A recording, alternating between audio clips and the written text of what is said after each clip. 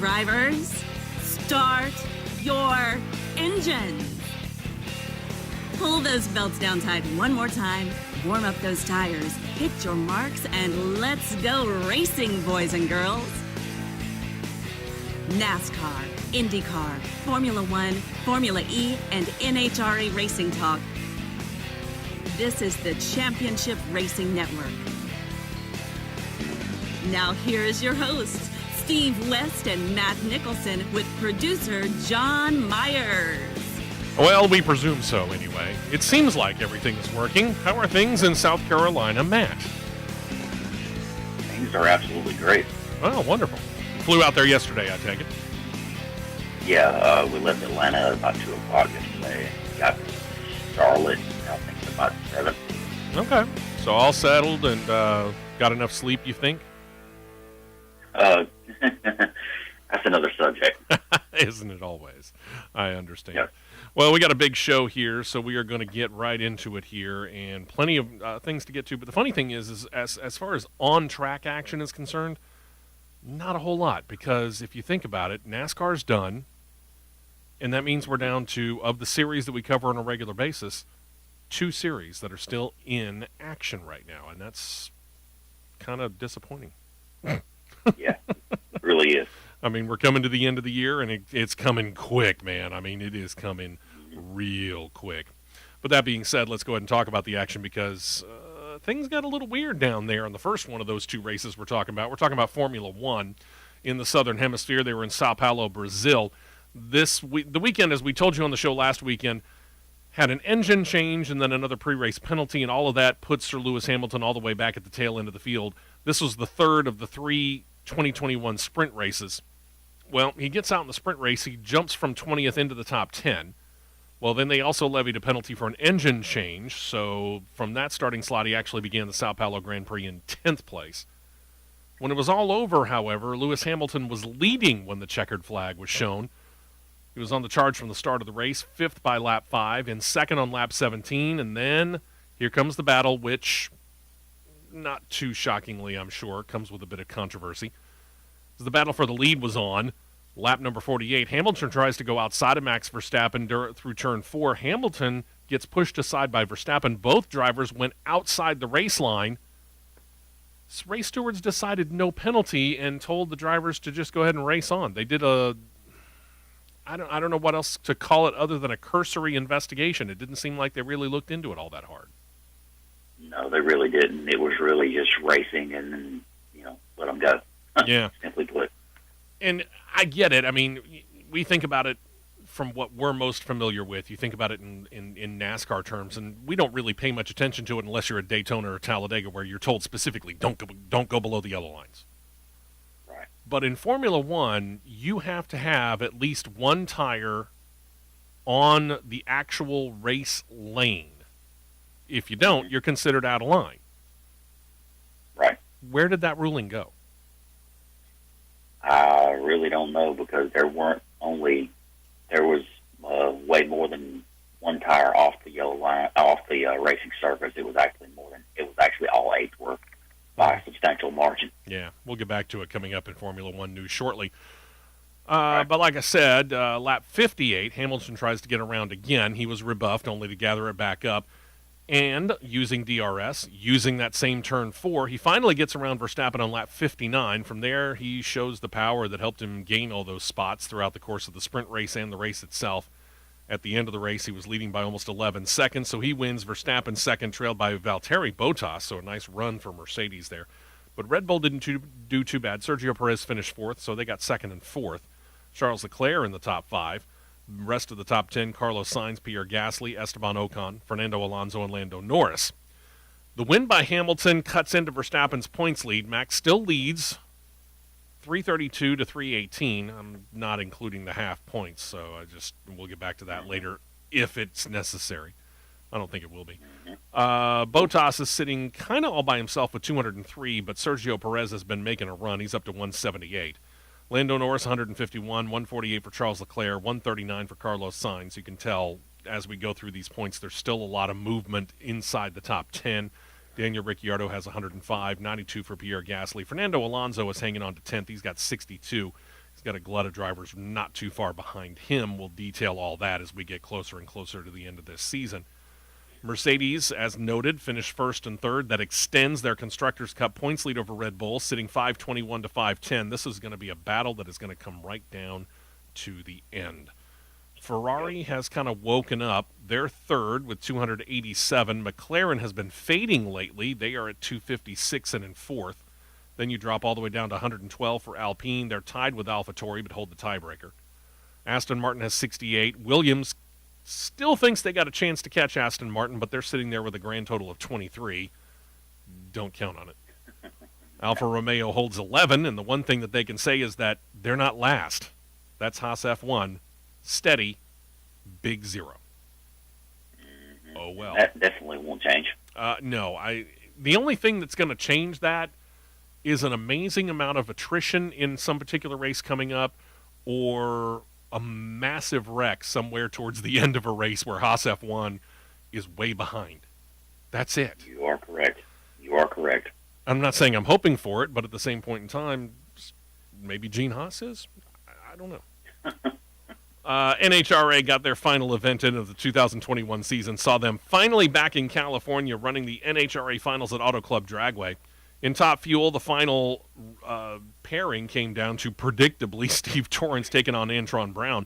Here's the thing. Torrence had won the Top Fuel title in the first round when he advanced, and Brittany Force did not. So, really, anything else he was doing, all the pressure was off. He knew he had the title. He could just go out there and race, and, well, despite the fact that Brown had the quicker reaction time in the final run, Torrence had the power. By halfway down the track, he was leading. He goes on, gets the win, 3.759 ET, 317.12 miles per hour. We're going to detail all of this when we get into the news, because we're going to lead off, as we usually do, talking about the championship weekend for whatever particular series. In this case, it's the NHRA, and we'll kind of talk about some of the details of each of the different divisions when we get into that. In Funny Car, final pairing was Bob Tasca the third against Alexis DeJoria. Tasca was quicker off the line, held it to the other end. He's got a 3.995 ET, 321.65 miles per hour. That's his third event win of 2021. Then we get to Pro Stock Car, where Greg Anderson and Kyle Koretsky faced off.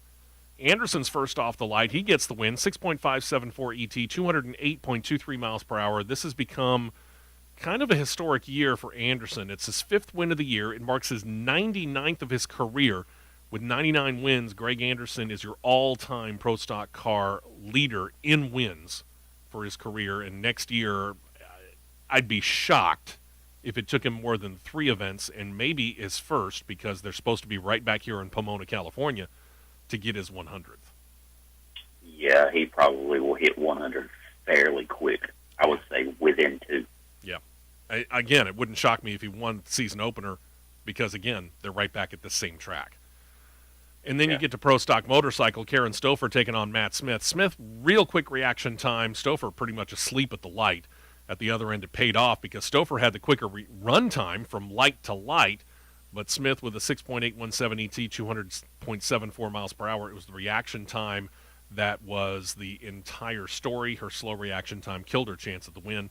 Smith gets his 6th win of the year, his 38th of his Pro Stock Motorcycle career. Again, we'll get to the title winners of the NHRA's Camping World Drag Racing Series and the points run down for each division in just a bit.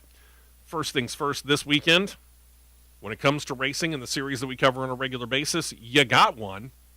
This was a nice little bit of travel.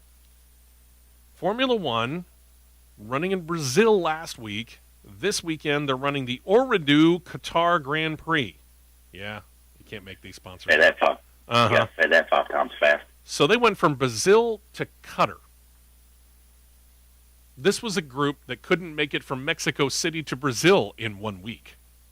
But yet they made it from Brazil to Qatar in a week. This was a group that couldn't make it from Austin, Texas to Mexico City in 2 weeks. That's what it was. I'm sorry. That's right. It was Mexico City and Brazil were back-to-back. It was Austin and Mexico City that were not back-to-back. Again, I don't know who's in charge of scheduling this stuff. Anyway, this is the first time in Qatar for Formula One. This is a race that came in late this year. We'll take next year off because there's some big festival that Qatar's holding, and then beginning in 2023, they've got themselves a long-term contract. They're running on a 16-turn, 3.34-mile-long course called the Losail International Circuit. Again, very first time that the Formula One has ever been there. The race will air on ESPN early tomorrow morning, 9 a.m. Eastern, 8 a.m. Central Time. Replays throughout the course of the day if that's a little bit too early, or if you're like me, you got to be at church to run sound. Yeah, that's normally me, but I'm kind of out of town this week. So. Yeah, South Carolina to your particular house of worship it's a long commute. A little bit, yeah, for sure. Since we got a moment or two, let's go ahead and talk about what it is that you got going on. We understand it's Thanksgiving week this weekend, this coming Thursday, obviously. So if you happen to be out and about and traveling, first of all, be careful. Second of all, thank you very much for listening to us. There are several ways, obviously, you can. We're on our flagship station here in East Central Alabama, WTDR Thunder 92.7. If you happen to be traveling through the area and start to kind of lose us a little bit, there are any number of radio streaming sites that you can choose from that do carry WTDR, so please find one of those and continue with us. Or bring us up on YouTube. We're on YouTube as well. Just search for the Championship Racing Network channel. You subscribe. It's free. There's no obligation to you to worry about anything else. All you got to do is subscribe to it, and you can get alerted any time we got a video going up. And you can maybe pipe that through the speakers in your vehicle of choice. But you've already done your traveling. You're going to be there throughout the course of the week, or is this a weekend trip? I'll be out just here for the weekend. We'll come home tomorrow afternoon, later tomorrow evening. Decided you were going to go see go see your third football game or second football game in 3 days? Yep. Going to go check out Auburn, South Carolina tonight. My mom and stepdad don't live but probably about 35 minutes from Williams-Brice in Columbia, so we're going to go check that out and just go have a little fun. Had a nice place to stay, too, so that worked out really well. You and I had the chance to go. That helps a lot. You and I had the chance to go to, sorry, Falcons fans or people from Atlanta, but we had the chance to go to South Boston on Thursday night, and that's really the best way to put it, because when we got into Mercedes-Benz Stadium, they talk about how much NFL stadiums sell out as a general rule. Yeah, sorry, Atlanta, you didn't show up.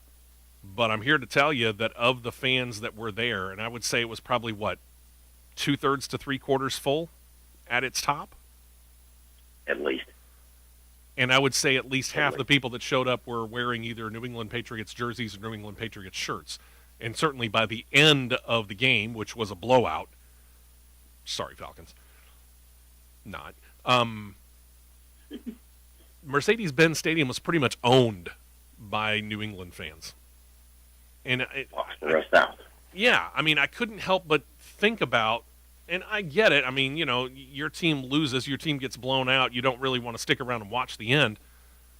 But at the same point in time, that's a big game, it's a Thursday night, prime time, you're the only game in town, and you can't fill up the stadium? Mm-hmm. It was surprising. If that game had been at Foxborough, that place would have been sold out, and it would have been rocking. Agreed. There's no ifs, ands, or buts about that. The difference between what would have been if the Patriots were at home in their actual home versus their home away from home, apparently. I mean, it was wildly different. And it was. You and I doing what we do, and if John had been there, he probably would have noticed this as well. The PA announcing was golden. It was. It was. The guy who was doing it was doing everything he could possibly do to try and build everybody up. But how many times do you need to let the fans know it's third down? I think at least 3 times every single time. It was at least that, yeah. Yeah, it's third down. At least that. Falcons fans, it's third down. It's third down! Okay, how many times do you need to let them know? Apparently, somebody's not paying a whole lot of attention. Or a touchdown, New England. Yeah, I know. So you're saying it's time to punt again? Apparently it was. So, Pretty much. it was an odd situation. To me, I guess I just trying to I'm used to having the home stadium be very much for the home team, and it really Right. didn't seem that way in this particular case. But Agreed. I kind of said it half jokingly at the beginning when I texted a bunch of people and said, "Welcome to South Boston." By the end of everything, sorry, pro sports fans in Atlanta, but it was South Boston. I've been to see the Red Sox play the Braves in Atlanta. I'm here to tell you, Boston will travel, and you guys in Atlanta, you just kind of let them come in. Seen it a couple of times, and you know what? If you're just going to let it happen, we're going to be there. We'll show up. We'll take your tickets. Yep. So if you're a Falcons fan, just noting, be prepared. You'll be invaded. All right, so you're over there for Auburn versus South Carolina. We are on the flagship station in East Central Alabama for Auburn. The pregame show will kick off at 3. Kickoff will be at 6, so it'll be a fairly cool evening for you. Hope you brought some stuff to bundle up in. I did. I'm good to go. I don't get very cold at games. I'm good. I understand. Well, your other half might. He has plenty of antifreeze available.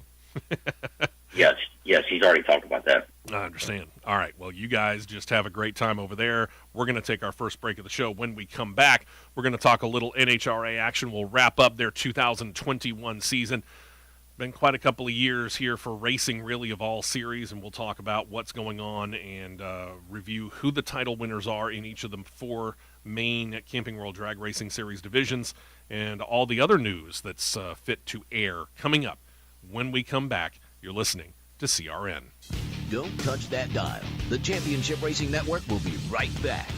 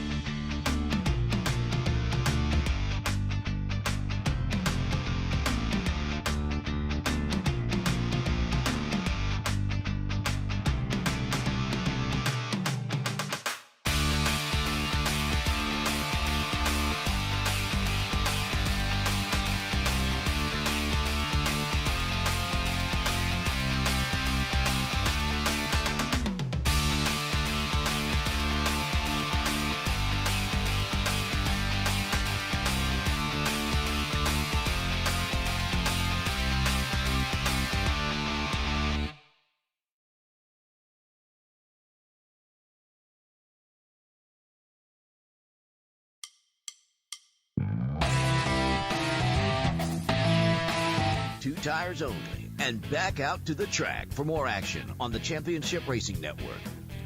Hey, welcome back into the show. I'm Steve West, along with John Myers in studio. Matt Nicholson is in South Carolina visiting family and getting ready to watch the Auburn Tigers later on tonight. Welcome in from South Carolina to him. John's Live, not. I was about to say he's live. Yeah, we actually. He'll be watching live. He won't be watching on TV. That's true. Which he could be watching on television live, but why be there when you can sit in the second row of whatever stadium you happen to be in? It's not hard. For those of you that are wondering, John is our producer, but he also has gone through and set up a whole lot of things. We talked about it last segment. You can subscribe to our YouTube channel. There is a way to where Matt is live on video as well as live on the phone. Yes. I don't know any of this stuff. That's a John thing. So congratulations to John. Right. And it's very simple if you'd like to subscribe to any of our channels, Facebook, YouTube, whatever. Sure. Simply go to the website, crnradio.us. It's free. It's not .com, it's .us. Yes, .com will send you to an entirely different place. crnradio.us, and we have widgets up there to send you to Facebook and our YouTube page and so forth. And all of that stuff's free. We don't charge Really you for simple, any of just that. a few clicks. Yeah. Go ahead and do it right now. We don't charge you for none of it. As we noted here, as we kick off news, we want to start off with the NHRA. Again, they crowned all of their title winners for the Camping World Drag Racing Series. And we talked about Steve Torrence, who moved on from round one of the finals. His only competition, really, mathematically, for the Top Fuel title was Brittany Force. She didn't make it out of round one. So he, at that point in time, had already claimed the 2021 Top Fuel title. Force finishes second, some 236 points behind when all is said and done. Mike Salinas, 259 back. Justin Ashley, 317. Billy Torrance, fifth, and 375 points in arrears. This has been one really, really hot streak for Steve Torrance. 11 wins this past season on his way to the 2021 title, and it's his fourth Top Fuel title in a row. We're going to give you some historical perspective on that when we wrap up all these other ones here. To Funny Car, Ron Capps kind of had to hold his breath, but when Matt Hagan didn't make it to the final round, Capps was able to claim the title. It was a close one, though. Hagan was only 37 points back at the end. Bob Taskin, the third, was 90 back. Cruz Pedregon, 121 back. And John Force fading at the end of the season, ending the season 133 points out of first. The title for Ron Capps, his second Funny Car division title of his career. We also noted Greg Anderson won the NHRA finals for Pro Stock Car, but in making it to the final round, that clinched the title over Erica Enders by 107 points. 2021 NHRA Rookie of the Year, Dallas Green finishes third in final points, 177 back. We'll get more on him in a bit. 220 back Kyle Koretsky, and fifth in points Aaron Stanfield, who was the Samtech.edu Factory Stock Showdown title winner, but in Pro Stock Car, the best he could come up with was fifth, 337 points out of first. This marks Anderson's fifth career title in Pro Stock Car. He will get set to go for win number 100 as well in 2022. We just talked about that. He claims the win in the season finale, which clinches the title for him. That's win number 99 of his career, and he is the all-time Pro Stock Car event winner. And I think he's got more titles than any other driver. We'll get back to that. I think so, too. And then there's Matt Smith, who claimed the event win in the 2021 Pro Stock Motorcycle rundown, besting Angel Sampey by 131 points. Steve Johnson just didn't really have what it took out in California. He finishes third, 135 back, so it's his best points season in the division, finishing third in, I think, ever. And hopefully that's going to prompt Steve, who has been, on occasion, kind of a part-time rider. Hopefully that's going to prompt him into being full-time and really making a run, because what we saw out of Steve Johnson, the local Alabama from Birmingham rider, was really impressive this year. Matt, what do you think? It really was, the pride of Irondale is what I call him. He held his own quite well in a part-time season, no doubt. Yeah. So maybe he'll actually go full-time next year. Eddie Krawick was fourth, 210 points down. Karen Stouffer finishes fifth in final points, 222 back. Smith's win on Sunday, his 32nd career Pro Stock Motorcycle event win, and he's got 5 division titles now as well. Those 5 titles from Smith puts him in some pretty elite company. Only 2 other riders have ever claimed 5 titles in Pro Stock Motorcycle, and I use that saying at least 5. The only other driver to claim exactly 5 others, the late Dave Schultz. There's one other driver who has at least 5. That's Andrew Hines. Andrew Hines is still active. He's got 6, but Matt Smith seems to be on a roll. Speaking of which, Steve Torrence. Those 4 titles that we talked about, all in a row, and it makes him only the 8th driver or rider, for that matter, in NHRA history to claim 4 or more consecutive titles, and he's only the 3rd top fuel driver to ever accomplish that. He following in the footsteps of a couple of pretty well-known names in the NHRA world, Joe Amato and Tony Schumacher. So nice runs. So congratulations to all the champions. 2021 will be here, or 2021 is over. 2022 will be here before you know it, and we'll get back into that season. They've already been doing the countdown for, I want to say, the Daytona 500, and we're less than 100 days away from it. Yeah. So we just got to put up with it for just a little while. We'll be all right. We can make it. Yeah. We've been wondering about this here, and Toyota made the change in the Xfinity Series, but they haven't changed in the Cup Series. I was wondering if they were ever going to do this in the NHRA. They did. For 2022, Toyota's going to use a different model in Funny Car. They're going to ditch the Camry for the sportier Supra model. Going back to 2012, Toyota's been running the Camry in Funny Car competition, but they decided to campaign the GR Supra body from this point forward, until they decide to change again, I guess.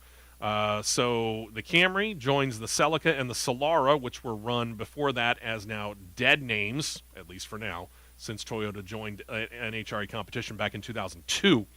TRD's North American team, led by former NASCAR crew chief Slugger Labby. If you were wondering where he is, he's helping TRD deal with the NHRA. He's their engineering manager of vehicle support. They also had some help from driver J.R. Todd. They created a new racer that they say gives the driver more visibility while behind the wheel, more room for their helmets, and some additional safety foam in and around the cockpit should they happen to get into an accident. I have seen the bodywork on the car. Truth be told, it looks a little bit more like the actual Toyota Supra than what they did in the Xfinity Series. Yeah, that's pretty much what I was going to say, too. They got Toyota actually got it right for a change. Yeah. It looks, in my opinion, it looks really, really, really good. Yeah, I agree. It's a good-looking vehicle, and we talked about we still don't know whether Toyota, they really don't have anything with a big V8 front-engine vehicle like a Camry. Camry, Supra, neither one of them are big V8 front engines. But we talked about what they call the Factory X or Factory Experimental, which expect to see a bunch of Mustangs, Camaros, and Dodge Challengers in there because you got to have a V8 with a 5-speed. Yeah. In a basic stock body. So Toyota is eligible, but they really don't have the equipment that they're going to need to get in it. So this is, for those who are looking for something that looks like the Toyota that you might drive, Funny Car is about the closest you're going to get.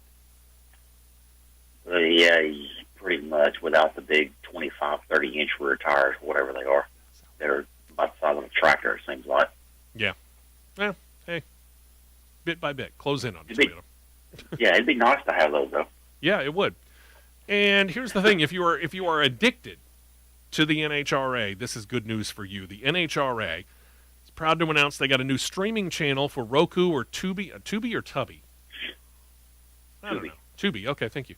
As you can tell, I'm not big on the streaming world. Roku or Tubi users, you now have available to you 24/7 the NHRA channel. This is going to feature the history. Yeah, it's going to feature the history of the sport. The series has over 60 years of programming to pull from, and they're 70 years old as of the end of 2021. 2021 was their 70th anniversary. That means that they have some video from just about every year going back to their very first year. This includes some of the most famed Diamond P archives that date back to 1983, and they promise to be able to offer you footage that has either not been seen or has been missing for many, many years. So again, check it out if you're a Roku or a Tubi user or any other major streaming service. Look for the NHRA channel. It's on air right now. Nothing on Pluto, just Tubi. I haven't heard anything. But then again, you never know. These were the two main ones that they talked about. I didn't go deep diving into all the different streaming services that offer the NHRA channel. So maybe it's yours. Yeah. And here's the thing. We've seen stuff like this. You go back and you go through some of those archival things, and I don't care whether it's NFL films, Major League Baseball productions, pick your sport. NASCAR does it really, really well as well. They go back and they find archival footage of races or highlights of races, and you start to get a good feeling of how these particular series or however you want to put it, or divisions, if you want to put it that way when it comes to the NHRA, how they kind of came into existence and then evolved over the period of time. If you are new to the NHRA and you want to learn more, this channel probably will teach you just as much as it gives entertainment value to longtime NHRA addicts. So, if you want to learn more about it, look this thing up. I'm definitely going to give it a shot. Yeah, I'm going to have to look it up because, I'm fascinated by it, and I know some. I can't really promise you that I'm any form of a scholar of the NHRA. But at the same point in time, I feel like I can learn some pretty cool stuff out of this. So, yeah, be worth checking out. Definitely be worth checking out. All right, so let's get into some NASCAR news here. And we had been wondering about this for a while because 2311 Racing had been, well, they've talked to a couple of different teams about trying to get that second charter. And they want it for the number 45 for Kurt Busch. But they, and truth be told, knowing that they get their equipment from Joe Gibbs Racing, they probably could have done very, very well with a previous Cup champion, Joe Gibbs Racing equipment, and sponsorship that not only Kurt brings, but, again, Denny Hamlin and Michael Jordan aren't exactly short of having connections in the sponsorship world. They feel like they could have been able to go into 2022 without a charter and probably qualified for most, if not all, of the 36 point series races.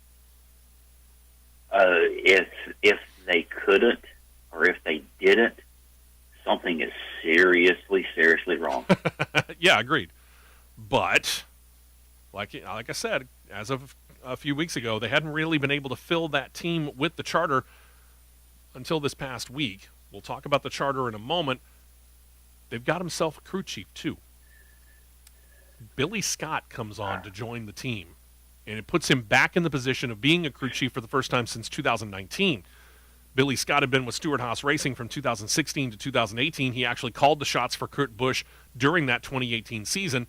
Before that, he'd been with Michael Waltrip Racing, and over the past couple of years, he was at Richard Childress Racing as their head of race engineering. Billy Scott, Kurt Busch back together. Billy Scott back on as a crew chief. What does this do for Kurt Busch and Billy Scott and this fledgling number 45? I think it's going to get them off on the right foot right off the bat. But, with a new car deal and everything, everybody's going to, how do I word this? Everybody's kind of going to be in left field to start with. Sure. Because they're still going to be getting a grip on this car, but with the continuity and familiarity that Billy Scott and Kurt Busch have with each other, I think that'll help them get off the ground a little bit quicker with a brand new team than versus, say, what we had last year with Wallace and Mike Wheeler. Right. So the familiarity, the ability to kind of know each other's nuances and how to communicate between driver and crew chief is extremely important in this case, is what you're saying, because you're starting, as you note, with a clean sheet of paper on the Gen 7 stock car. Right. Okay. Right. The other crew chief you mentioned, Bubba Wallace there in the number 23, he's got a new crew chief for 2022. It is Booty Barker. Barker moved into that role in September and actually helped Wallace get into position to be able to claim the win in the rain-shortened race at Talladega. Barker's also set to be the organization's senior setup engineer. Scott is becoming the senior race engineer for the team. Dave Rogers comes over. This is big, in my mind anyway. Dave Rogers comes over from Joe Gibbs Racing to become 2311's performance director, fresh off of leading Daniel Hemrick to the 2021 Xfinity Series title. As we noted, Hemrick won the title and then turns around and says, hey, thanks, I'm going to go race for those guys. Yeah. Yeah. That's what I would say. Yeah. I mean, this. I understand why it's kind of hard to comment on it because it's so weird to think championship crew chief, championship driver, both of them are gone. What happened there? Honestly, it really should say something about how Gibbs and Toyota run their program. I think you're right. There's no way whatsoever that a team that wins a championship and a crew chief that wins a championship abandon ship unless something's wrong with the internal workings of the program. Well, if that's the right way to say it. Yeah. We talked about this a little bit. When everything kind of changed over at Stewart-Haas Racing and like Clint Boyer retired and they brought up Chase Briscoe and they brought up Cole Custer the year before, and Smoke announced that Riley Earpst was moving over from Gibbs to take over his Xfinity Series number 98. And he made a comment. He didn't call out Gibbs specifically, but he did everything but call out Gibbs specifically when he talked about how everything at Toyota was top-heavy. And we've talked about it in retrospect ever since. If you look at what's going on in the Cup Series operation, the oldest driver there is Denny Hamlin, who is not looking to step out of the car anytime too soon. Kyle Busch is still taking names and kicking tail. And the other two drivers are youngster drivers, really. I mean, Martin Truex Jr., yeah, he's up there, but he's obviously still got a lot of gas left in the tank. And then you got the hotshot Christopher Bell. There's no room at the top.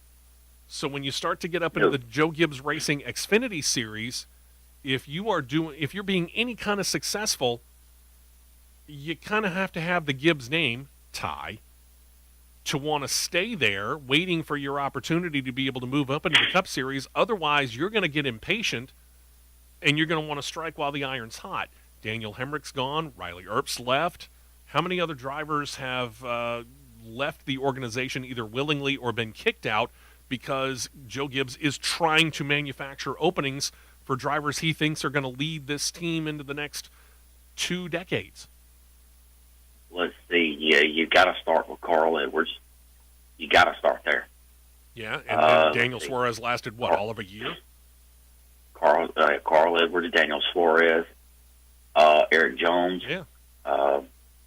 Now it's Daniel Hemrick, Riley Herbst, Harrison Burton. That's true. He's gone too. Yeah, quite a few. Yeah, I mean, if we went back and we did a deep investigation into this, the list of names would be long and somewhat distinguished, truth be told. And that should, I think, be a little bit worrisome to Toyota. It should be a little bit worrisome to Joe Gibbs himself because, I get it. You got a lot of talent up there of the drivers that you got in both the top division series. But again, you're it when it comes to Toyota because, you got 2311 Racing. I get that. But 2311 Racing is all but a Joe Gibbs Racing satellite team. So there's really not much difference there. Right. So the question becomes, where's all this great talent? And there's no doubt about it, there's a lot of great talent that comes up through a Gibbs pipeline because not only does Joe Gibbs and his right-hand people in the shop know how to notice and identify talent, Kyle Busch knows how to do it as well. And if he brings them into the Kyle Busch Motorsports team, which is, again, a Joe Gibbs Racing satellite operation, you start running them through the pipeline, but there's this clog up at the top of that pipe, and they can't get through because it is top-heavy. There's no place for them to go. And all these other teams are just sitting around waiting, okay, you're going to let that talent go? Yeah, we'll take him. I got Daniel Hemrick. I got Riley Earpst. I'll take Eric Jones. Yeah. I'm sure probably at the end of the day, Matt Call is going to be sitting back in the corner laughing, going, you drop a crumb, I'm going to pick it up. Yeah, exactly. That's the best way to say it. This is Joe Gibbs Racing. They're the foundation of what Toyota's trying to build. I'm not saying that the foundation is crumbling, but I am going to say that the foundation may be showing some cracks. And again, I think Joe, and I certainly believe that everybody at Toyota Racing Development should be really concerned about this, because unless they can create more opportunities for some of these drivers that are coming up through the system, they're going to lose them to Ford and Chevrolet.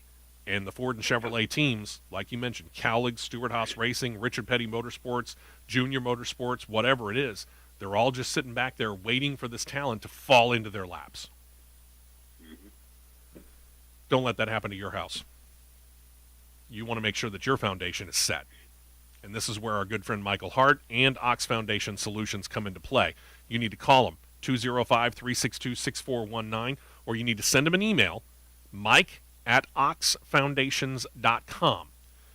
Have them set up the appointment. It's real simple. It's no cost to you. It's no obligation to you. He just comes to your home on the day and time that you guys set, anywhere in the state of Alabama. And I mean that wholeheartedly. He'll go from the Tennessee line to the Gulf Coast. He'll go from the Mississippi state line to the Georgia state line. Wherever in the state of Alabama you are, he'll come to your house on the day and time you guys set up. He'll go through the house, make sure that everything is in tip-top shape. He'll write it all down. And at the end of his investigation, his evaluation of the foundation and your house as a whole. He will give you a written copy of it. And if there's nothing wrong, he'll tell you there's nothing wrong. He's not going to try and manufacture something just to try and make money. Michael is a straight shooter. He'll tell you if something's wrong, and if there is, you have it on paper, and you have the estimate of how much it's going to cost to fix it. Either way, John's worked with him, I've worked with him, Matt's worked with him, Michael Hart will shoot you straight. And if you have a problem with your house, Ox Foundation Solutions are the people to come out, fix it, and make it right. And whatever that estimate was that he gave you, because you heard about it right here on CRN, you mentioned the promo code WEST, you'll get 15% off of that quote. You got nothing to lose. 205-362-6419 or Mike at oxfoundations.com. Mention the promo code WEST. You get 15% off of whatever repair costs you might have to deal with. And remember to tell them you heard about it right here on CRN. Stay right here for more on the Championship Racing Network.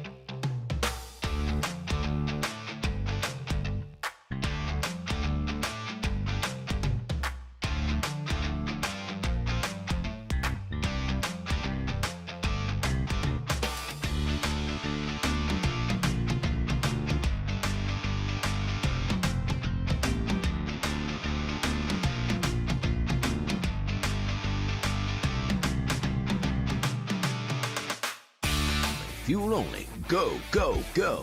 We're back to the Championship Racing Network. All right, so things are set over at 2311 Racing. We have Bubba Wallace with Booty Barker. We have Billy Scott becoming Kurt Busch's new crew chief. Do they have a charter? We'll get back to that here in just a moment. You had a comment, Matt, I do believe, from South Carolina related to Bubba Wallace. Yeah, yesterday, and I'm gonna go Fox News Channel, I guess, or whatever news channel for just a minute. Okay, go ahead. I think I know where you're going with this. Yeah, yesterday we all know about the deal with going on in Wisconsin. Kyle Rittenhouse. With the trial, yeah. Well, Mr. Wallace decides he wants to blast out something on social media and turn this really, really, really, and I mean really, and I'm going to say racial. That's the only way to say it. He wasn't the only one. Yeah. The one thing I want to say is this. The platform that you're on, competing in the sport you're competing in, be better. Be better than that. Yeah. I mean, there was no sense in saying what was said whatsoever. None. And be better.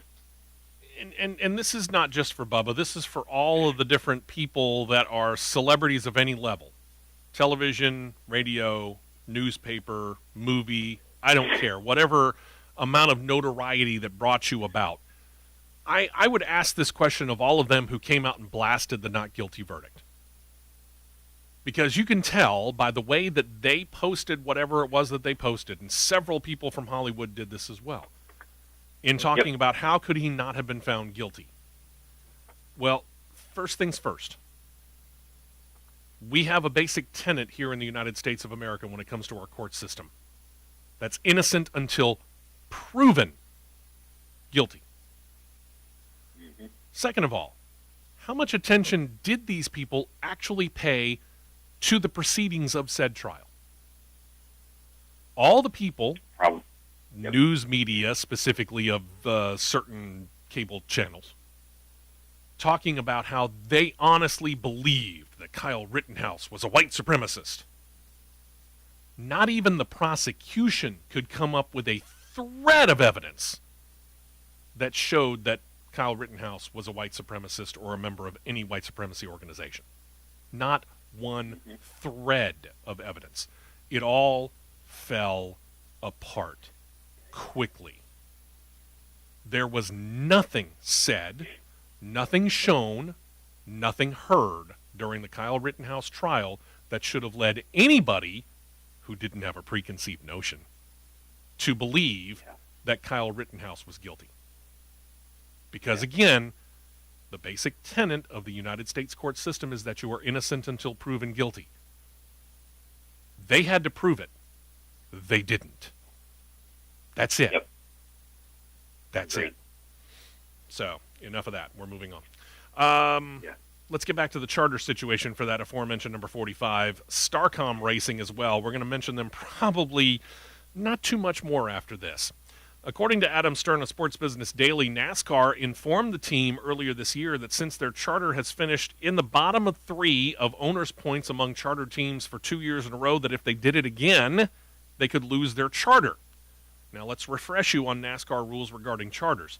If you go 3 years in a row finishing bottom 3 of owners' points, NASCAR can, it's not to say that they would, but they could repossess the charter.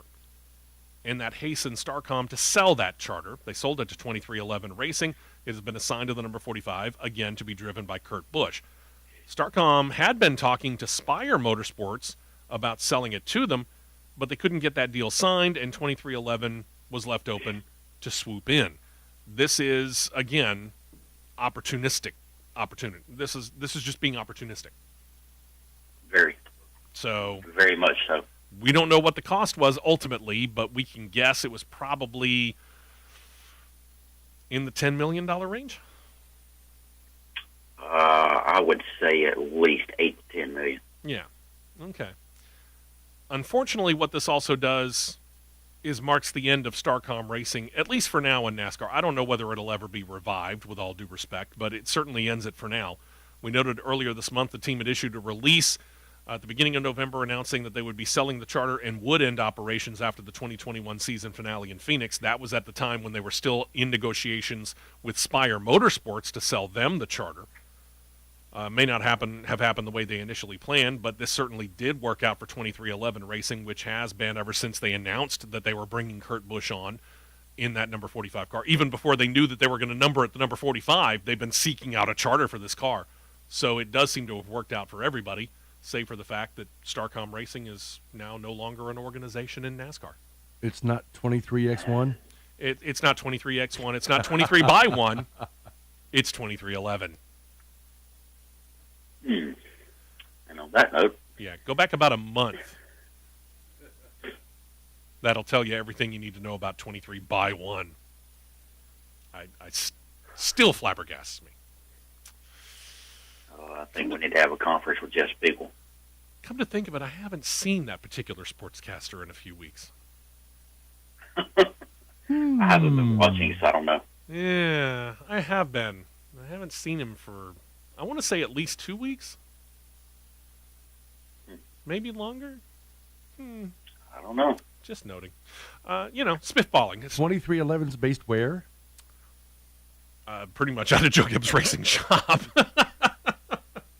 For all intents and purposes.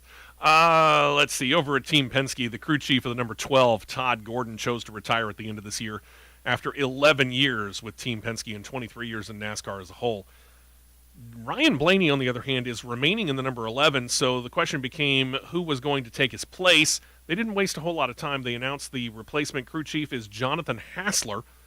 Gordon was highly complimentary of his now former driver. He said of Blaney, quote, "I feel very confident Ryan will win a championship. It will come in the next 4 or 5 years." The question is Jonathan Hassler that guy who can actually make that happen?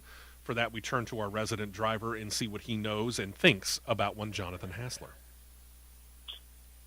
Well, considering the pace that he had the 21 car on at the end of the year, which was way better than it was at the first of the year, yeah, he's got some pretty, I would say, sizable shoes to fill from Todd Gordon that he left, but I think he can fill them just fine. I think they won't miss a beat, and I think they'll be okay. Okay. As for another Team Penske ride is the number 2. They are preparing for Austin Cindric to take over the now departed Brad Keselowski.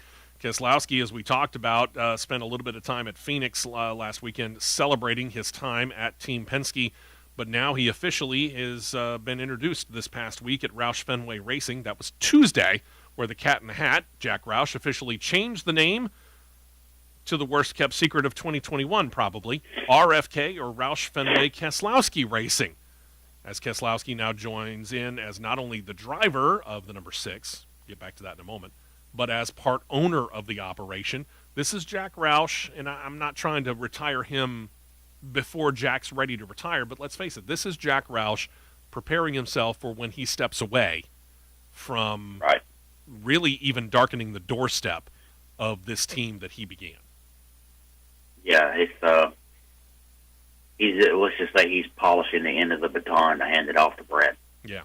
And I understand, this is all part of the Fenway Sports Group. That's the Fenway, Roush Fenway Keselowski Racing. The Fenway Sports Group, though, has their fingers in a whole lot of different pies. They own the Boston Red Sox. They own the New England Sports Network cable sports channel, which is a regional thing. They own, I want to say it's Liverpool? Yes. Soccer club in England. They, last I heard, were looking to buy an NBA team. No, I'm sorry, NHL team, the Pittsburgh Penguins. These guys have their fingers in a whole lot of things. This is the money side of things. Fenway Sports Group really doesn't have much say, if any, in the day-to-day operations of the race team. They're kind of the money people. It's Jack Roush and it's Brad Keselowski that are going to be the figureheads and the spearheads of this particular organization moving forward. This is a once powerful Cup Series operation. I mean, Roush Racing at one point in time was a 5 Cup car team. 5 Cup cars and 3 at the time nationwide cars. Think about that. At one time. I mean, they were good enough to juggle 5 Cup cars and 3 what we now call Xfinity cars. That's he was doing fantastic. And then everything kind of came crashing down. I'm not really sure what it was that caused it to come crashing down. But you think about it, the last win for a Roush Fenway Racing car came in 2017 with driver Ricky Stenhouse Jr., who actually won twice that year. Neither 2021 Roush Fenway Racing driver, which were not Ryan Blaney, Ryan Newman, and Chris Buescher, neither one of them made the playoffs this past year. Keselowski will actually leave driver Ryan Newman out of a ride as he takes over the number 6. Newman is seeking a ride for 2022. Again, I don't know how much you can change over the course of one off season just by adding Brad Keselowski, but you did note this. Again, this is all teams, every single one of them, from the traditional powerhouse teams of Hendrick Motorsports, Joe Gibbs Racing, Stuart Haas, Team Penske, to the general backmarkers, your Rick Ware Racings, your, no disrespect, Front Row Motorsports. Nobody has a leg up on this car. They're all starting on clean sheets of paper from the same basic notebook, and it's how they're filling out the notebooks between the communication from driver to crew chief to try and set the notebook on this car. So what does Brad Keselowski bring at this stage to what had been Roush Fenway Racing and kind of a team that was stuck on the shoreline? Well, he brings the championship back to Roush Fenway. Let's say that. True. Um, Although, granted, now, brings- 10 years ago. 10 years ago. It doesn't seem like it's 10 years ago, but it has I been. know, yeah, 2012. He's going to bring a lot of. It's really hard to say. He's going to have a lot of stuff that he brings back to the table that'll revitalize and rejuvenize the team. From marketing and competition side. How many years Things ago that was he it? saw- I'm sorry to interrupt you, but how many years ago was it that You're Brad good. Keselowski shut down that Truck Series operation? Was 16, 17? Yes, I think so. 16, 17. But if you think about the operation that he ran, Brad Keselowski Racing in the Truck Series was every single bit as successful as what we see Kyle Busch Motorsports as now. So it's not like Brad Keselowski Agreed. doesn't know how to, if not outright run it himself, he certainly knows how to set up the operation to be run. Oh, sure, no doubt. And, No doubt. Maybe that's something that Jack Roush has kind of lost over the course of years, or Jack Roush became too loyal to those who maybe stuck around a little bit too long. I mean, again, I'm throwing things up against a wall just to see if they stick. I don't know these things for certain, but there was something that caused Roush Fenway Racing to take a severe downturn. I honestly believe that Brad Keselowski can come in and he can look at what's going on in that organization and go, this is wrong, we got to change this. I could probably tell you the answer, but I think I'm going to keep it quiet because I've heard too many stories from a former, let's say a former pretty high-profile sponsor that sponsored one of their teams of some of the inner workings. Let's just word it that way. Okay. And it's it's more the inner workings, and I don't think I want to put a new mark on anything, but hint. But the gears, either we need to take out a few gears and streamline the operation, or we need to get some fresh oil into the gears. Is that what you're saying? I think it's going to be take some gears out. Not the fresh oil, take gears out. Yeah, I figured it was probably that. Because again, and again, this is no disrespect to Jack Roush, but Jack Roush has been in this since 1980, mid to late 80s, 87, 88, I think is when Roush Racing started, and it is fairly easy to get really, really loyal to those people that helped you start up things, even though they are really not in a position to be able to continue to help you anymore and probably need to go. I think Brad Keselowski is going to be the kind of guy who's going to step in and go, you know what? With all due respect, we thank you for what you did for Roush Fenway back in the day, but this is Roush Fenway Keselowski. You got to go. So, speaking of going, we got to go too. When we come back, we still got plenty of Cup Series news to talk about. Good amount of Xfinity. Oh, that's right. We still got IndyCar, Formula One, Formula E, and some sad news from the motorsports world as a whole. We got to get all of that in Hour 2. Hour 1's in the books. We'll be right back on CRN. We will be right back with more on the Championship Racing Network.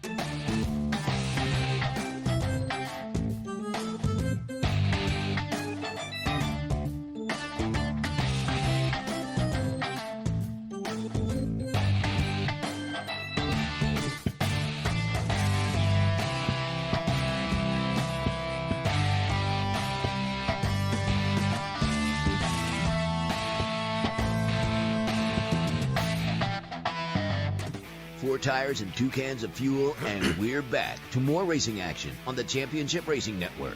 We are back. Hour number 2 gets underway, and we're continuing to talk about Cup Series racing here in the news. There is a newcomer to Cup Series racing. We've talked about this. Talking about GMS Racing, they have entered Cup Series competition. They continue to get details locked in. What we do know is this. They signed Ty Dillon to drive what will be the number 94 Chevrolet. We explained what the number 94 meant to GMS Racing. This is going to be a car built by Richard Childress Racing. We didn't know who the crew chief was going to be until this week. They announced this week they brought in former Chip Ganassi Racing engineer Jeremy Donnelly. Donnelly's also worked as a mechanic at Hendrick Motorsports, so he's got some pretty good history to his name as far as who he's worked with. But from what I can tell, other than maybe an occasional fill-in, this is going to be his first official job as a crew chief for a young driver in Ty Dillon in a startup operation. Clean sheet or not, that seems like it could be, over the course of time, maybe a combination of rookie crew chief, young driver, and brand new team that might be able to make some noise later. But they've got to build up their communication in addition to building up a notebook on this new car. Yeah, there's one key word you said there, Mike. Yeah. It could gel later on down the line. They may get along famously. But right now, again, you still got to build the communication between driver and crew chief on a car that nobody knows anything about. True. But when I saw this release that was pulling Jeremy Donnelly, I went, well, what? Huh. And then done some background checking on it and looked. I thought, well, this may not be too bad, but if it would have been me with GMS, I would have pulled somebody from in-house that's got a lot of experience, say like a Jeff Stankiewicz or even Bono Mannion. Yeah. That they've already got in-house. I would have pulled them over, but, I'm not Mike Beam and I don't write the checks. There you go. I guess time will tell on this one. Single car operation. Yeah. We know what single car operations have been known to be able to really not accomplish over the last few years. So, again, they've got an uphill climb over at GMS Racing. Then there's Beard Motorsports. They have been, for the last couple of years, a part-time team, generally lately only entering super speedway races. They are planning on bringing back the number 62 Camaro for the Daytona 500. They've selected their driver that will attempt to qualify for the famed race in Noah Gragson. This will be the second year in a row that Gragson, who will try to do this for Beard Motorsports, he tried to do it for the 2021 Daytona 500, but got caught up in a wreck, not of his doing, in his 150-mile qualifying race only 4 laps before the checkers would end up flying. Otherwise, it looked like he was in pretty good shape and might actually make the field. Beard Motorsports, you might remember, founded by Mark Beard Sr., but he passed away not too long ago. His wife runs the team technically, but the day-to-day operations fall to their kids, Mark Beard Jr. and Amy. Jr. said of this, quote, "We have a next-gen car. We have Noah. We still have our alliance with Richard Childress Racing. Some folks might be ready for the off-season, but we're definitely on for Daytona. I love the enthusiasm. I hope it works out for them because this is a team that I got to admit I kind of root for to be able to do some things. I don't know what it is. I mean, Beard Motorsports is one of those teams where you could look at it and go, whatever. You make the race, you don't, whatever. I don't know. I kind of want to see them do well. I do too. I mean, it's, with the backstory that they have, Mark Beard's wife handling the team right now, and then bringing Gragson back to take one more shot at it because they were so close last year. I think they'll be okay, and I think it'll be a good move for them. Again, if this had been of Noah Gragson's doing, that wreck that he was involved in, he might not have gotten this chance, but knowing that it wasn't of his doing, I think probably was his saving grace on that one. Congratulations out to Spire Motorsports driver Corey LaJoy and his wife Kelly. They announced on social media this week they're expecting child number 2 next May. Their first, named Levi Ronnie, was born in March of 2020, so about 2 years separation. And then, not to be outdone, Kyle and Samantha Bush announced that they're also expecting their second child through a surrogate mother. Their child is expected to arrive also in next May. Brexton is, of course, already around. We've talked about Brexton before. He's 4 or 5? He's 5. 5? Okay. So, a little bit more of a split, but not all that bad. Then there's Sports Business Journal. Television ratings. We're going to be talking about this on a couple of levels here. First of all, when it comes to Cup Series stuff, Sports Business Journal reported television numbers for NASCAR's 2021 season. They noted that the Daytona 500 is generally the highest rated race of the season, but it was rain delayed to a weekday, so the actual numbers were a tick down. But if you took out the rain delayed Daytona 500, the numbers were effectively even for both 2020 and 2019. So everything's kind of flat when it comes to television ratings in NASCAR. But they also noted that the Cup race of any given weekend was either the top or the second highest rated sporting event on 17, or about half of the races of the season, weekends throughout the year. And they did for 6 straight races in the summertime. Note, year over year, 2020 to 2021, rating increases for 6 straight events. And some of those are considered some of the more, I don't know, lack of a better term, boring events. No disrespect to Michigan, but Michigan, let's face it, once you get strung out in single file formation, it's kind of like Pocono. Boom. It becomes kind of follow the leader. You get very little passing. Michigan was one of those races, though, that showed year over year increase in ratings. Yeah, it becomes more of a what I call nap 30 time. Yeah, exactly. But Michigan was one of those in that 6 straight run of races that showed ratings increase year over year. And even I said this. I was up there for it, for the Indianapolis road course race. And we talked about it in leading up and in the aftermath of it, how there were some drivers that wanted to go back to running on the Brickyard, the actual 2.5-mile rectangle, because of the history of that particular configuration of Indianapolis. And if you're in the stands at Indianapolis and they're running on the road course, how the sight lines aren't really all that good necessarily from the grandstands because of the way that they built the pagoda area and the infield stands. But at the same point in time, you go in there and you can feel the history from the moment you step on the grounds. Yep. Indianapolis did see a big jump. Indianapolis in August and the Michigan race garnering the highest race ratings for NBC Sports in the second half of the year, and an increase in total viewership from 2020. So it is kind of interesting to note that we were, regardless of what you might think about them not running on the actual rectangle, it garnered attention, and that was what NASCAR was wanting out of putting the Cup Series cars on the road course at Indianapolis.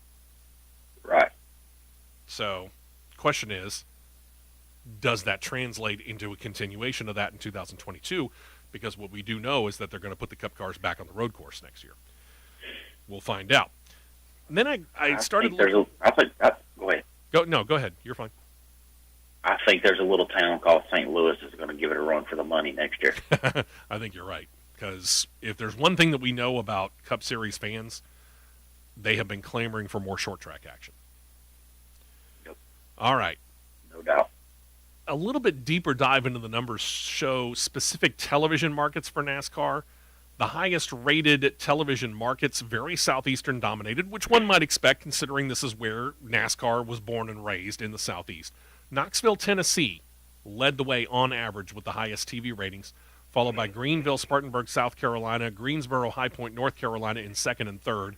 Charlotte, North Carolina is tied for fourth with a surprise. Would you believe that Charlotte, North Carolina and the Hartford, New Haven, Connecticut market were tied for the 4th highest rated NASCAR television markets nationwide? Who knew Hartford was such a hotbed of NASCAR? That one kind of caught me off guard there. Yeah, think about some of the cities think about some of these cities they beat out. 5th, Richmond. 6th, Louisville, Kentucky. 8th place was a tie between Birmingham and Nashville. All of them beaten out by Hartford, New Haven, Connecticut. Wow. Uh-huh. I never would have thought that. Welcome to the eye-opening news that you really only get right here. Just saying. To the Xfinity Series, where Josh Williams has said he will not be back with DGM Racing in 2022. The team announced on Monday that Williams, who has driven the number 92 for them the past couple of years, is no longer with them. He also ran a part-time slate for the team in 2017 and 2018 before going full-time in 2019. His best finish in that time, Kansas in the fall of 2020, where he claimed 6th, finished 18th in final points, and the season just ended. Williams says he had to comment, but DGM Racing, while announcing that he's been released, they have yet to announce the replacement driver. They took to social media, said that they're going to miss Williams and are sad to see him go. Added about him, they, quote, couldn't be more excited to see what he will accomplish and achieve. DGM insists there'll be at least a 2-car operation in 2022, but says that their driver lineup is still pending. If they're that excited about him, is this a situation where he left the team, or the team decided that we need to go a different way, and they're just putting a nice spin on it? Well, I think reading in between the lines of what I read dealing with this deal that he's got that has, it hasn't been announced. He said he's got one, but he's waiting on the time to reveal it. This is one of those deals where I guess you could say that it was an opportunity you couldn't refuse. I got you. So you have to take it. We'll find out, hopefully soon. Back to Joe Gibbs Racing, as we mentioned, a monster organization, 4 teams in the Cup Series, and they have been a 4-car operation in the Xfinity Series. Plus, they got the ARCA Racing Series team, and they work closely with Kyle Busch Motorsports and his Truck Series operation. But wait, we've got a bit of a hang-up. For 2022, there's going to be one fewer Xfinity Series entry for Joe Gibbs Racing. And as we mentioned, Dave Rogers left the team after claiming the championship with Daniel Hemrick. He's been brought on as 2311's performance director. He recently was a guest on SiriusXM Satellite Radio's NASCAR channel. He talked about his future, and then he mentioned how he left Joe Gibbs Racing. He said this, quote, I've been talking with Coach Joe Gibbs about what would happen next. We knew that the Joe Gibbs Racing Xfinity program was going to be reduced from 4 to 3 teams, and that left an odd man out. He told me if anything opened up at 2311, he would bless my desires to entertain those conversations. Something was posted that was really appealing to me. It seemed like a great opportunity for where I am in my career, so I talked it over with him. He said, it was okay if I applied, and that ball started rolling a while ago. Something's up here. Again, Joe Gibbs Racing should be able to find any number of qualified talent to be able to take over a 4th Xfinity Series ride. What's going on? Oh, absolutely. What's going on? Keyword. Yeah, like I said earlier, a problem is within the team and Toyota in general because they're so top-heavy on talent with drivers and crew members. Yeah. But the key word in that phrase, ball started rolling a while ago. Oh, yeah. And here's the other side of it here. I mean, we can talk about any number of decently powerful teams. We know that Hendrick Motorsports leads the Chevrolet Brigade. But, you look at Richard Childress Racing and some of the things that he's been able to do, and he's certainly been able to hold his own. You look over at Ford, and you can't really tell a leader in the clubhouse because while Stewart-Haas Racing has 4 cars to Team Penske's 3, Team Penske's had a little bit better on-track performance, so it's kind of neck and neck. Sure. Over there at Toyota, who really wants to step in and know that they're going to automatically and probably in perpetuity be in the shadow of Joe Gibbs Racing? Joe Gibbs Racing dominates the Toyota pond now. Who really wants to step into that pond unless you're that closely affiliated with them? Nobody. Well, I'll say this, if they're not careful, and, if they continue to run their program like they're running it with drivers abandoning ship and jumping ship and, doing things like that, and even with personnel doing that. Yeah. If they're not careful with the money that Michael Jordan brings to the team and the notoriety that Denny Hamlin brings with his relationships within motorsports, 2311 could flirt. This is a key word here. Could flirt with passing Gibbs as a top Toyota team. Ooh, that's an interesting thought. We'll have to see whether that comes to fruition over the course of time. In the meantime, what does a 3-car Joe Gibbs Racing Xfinity operation look like? Well, we know that Brandon Jones is returning, so the 19 is confirmed. That's already announced. It is all but announced that Ty Gibbs, Joe Gibbs' grandson, who won 4 races on a part-time 2021 Xfinity slate, is moving up from ARCA to Xfinity competition. Likely will take over the Heritage number 18, but he could choose to remain in the number 54. Either way, there is a 3rd car, likely to be what they call an all-star car for Joe Gibbs Racing Cup Moonlighters. Reportedly sans Kyle Busch, who says that he's done his 100 wins and he's out. I guess we'll find out once the metal hits the road. I don't know. I'll believe it when I see it. Yeah, me too. But that means that Denny Hamlin, Eric Jones, Martin Truex Jr., each of them can get 5 starts. That's 15 out of a 33 race slate. Yeah. I don't know. I don't know whether dropping from 4 teams to 3 teams is going to hurt the performance over at Joe Gibbs Racing hardly at all. Yeah, I don't think that's going to happen at all. No, I don't either. Over at Stewart-Haas Racing, they're continuing their Xfinity Series program, the single-car operation with the number 98, and have announced the return of driver Riley Erbst and his longtime sponsor, Monster Energy Drink. We talked about this before. Erbst moved over from Gibbs to Stewart-Haas Racing for the 2021 season, and after kind of a slow start, they kind of picked it up the second half of the year. They didn't claim any wins, but backloaded. They got 5 top 5 and 13 top 10 finishes, and they made the playoffs. So there was you got to remember, for about the first 3, maybe 4 months of this season, going into really warm weather, June, we were wondering what the heck was going on with the number 98 because they were not performing and they were well out of the playoff picture. They found something that helped them turn the performance up. It didn't get them wins, but it helped them turn the performance up. They were consistently, suddenly top 10, even, as we mentioned, some top 5s later on in the year, and it was enough to propel them into the playoffs. Right. Wonder what's going to happen in 2022. We'll Good see. question. Then there's the former Tommy Joe Martin's racing team, now known as Alpha Prime Racing. Tommy Joe Martin's team co-owner told media earlier this week that he plans to be a 2-car operation in 2022 with 1 full-time car, the other car part-time. The part-time ride is going to be entered for about 6 to 8 races, he says, likely concentrating on the superspeedways of Daytona and Talladega and the road courses. The team has confirmed that they have signed road racing specialist Andy Lally for 6 events in 2022. Team's co-owner and a driver himself, Cesar Baccarella, has been concentrating on superspeedway efforts, but Martins adds that he himself, along with another driver, Roger Carruth, are also set to run some select races. 6 to 8 races suddenly seems a little tight for all these drivers who have been confirmed to run all these races, so we'll have to see how it all works out over the 2 cars throughout the course of the year. Well, the deal with the 2 cars, I kind of seen that coming because Tommy Joe Martins is not a slouch super speedway racer at all. Oh, no. He's not a slouch super speedway racer. And then with essentially Talladega being his home track, considering he's from Como, Mississippi, and it's the closest in proximity, and I'm pretty sure it is. Yeah, he would be crazy to not run Talladega. So, judging by what you're saying here, the 2-car operation at Talladega could look a lot like Cesar Baccarella and Tommy Joe Martins. I would hedge my bets on that one. There you go. Well, don't hedge your bets against your house.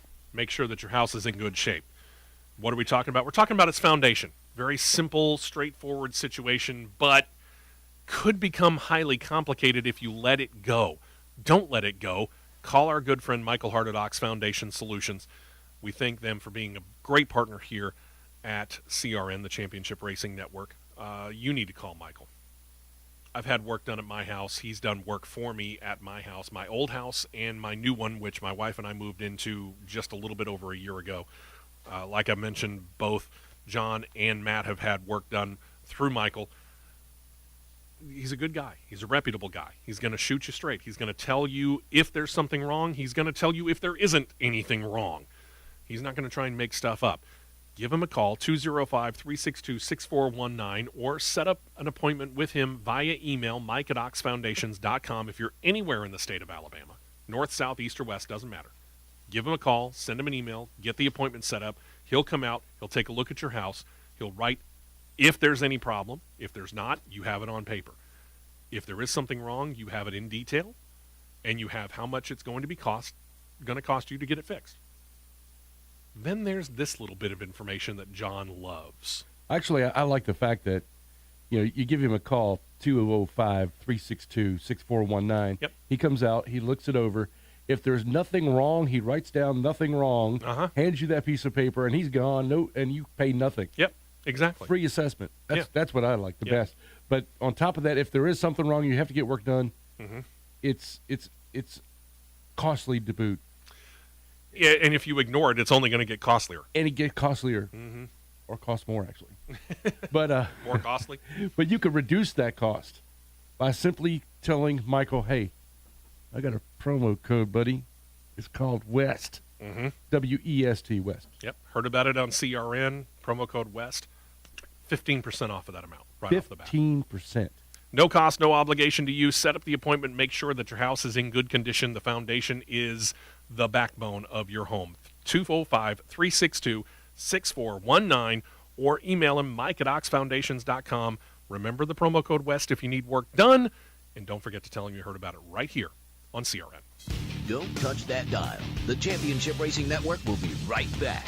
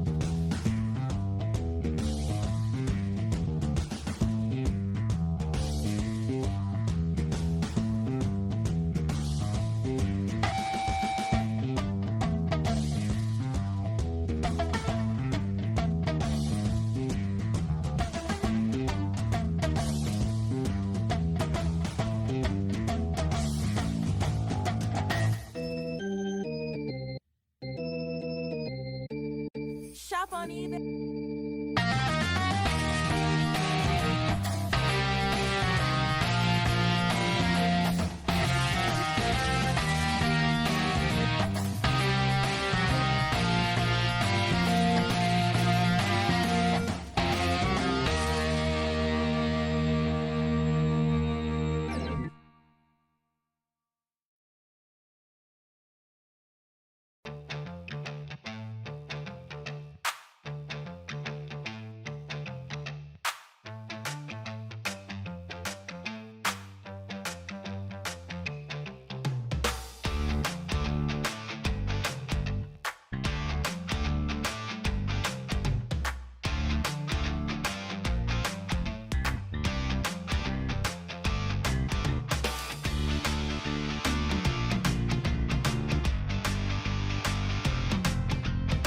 Two tires only, and back out to the track for more action on the Championship Racing Network.